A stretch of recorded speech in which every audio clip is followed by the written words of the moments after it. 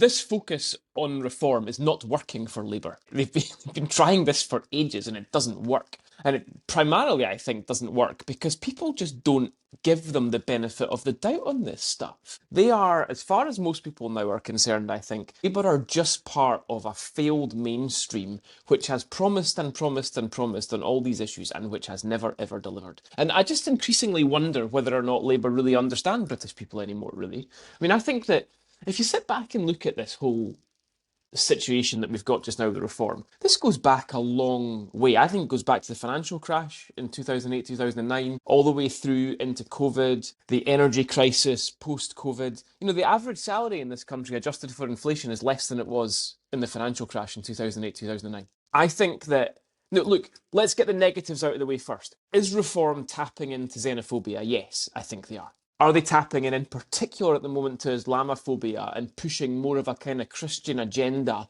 as a antidote to that? Yes, I think they are as well. But the majority of people who vote for reform, I don't think they're thinking about those things at all. The people who are saying they're going to vote for reform, they're not thinking about xenophobia, they're not thinking about Islamophobia. I'm not even convinced they're thinking about immigration. I think what they're thinking is, hold on a second, I'm poor. I'm working hard and I'm poor. And the guy who lives next door to me in the other semi-detached, he's not working at all and he's got the same lifestyle I've got. Why does the Labour Party, party of Labour, the party of work, not stand up for workers anymore?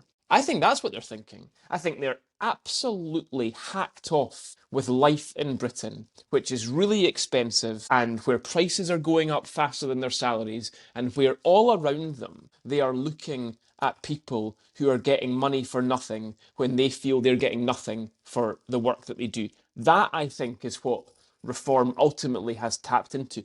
I'm not condoning a lot of it, as I've made very clear. I think they're tapping into some really dark elements here.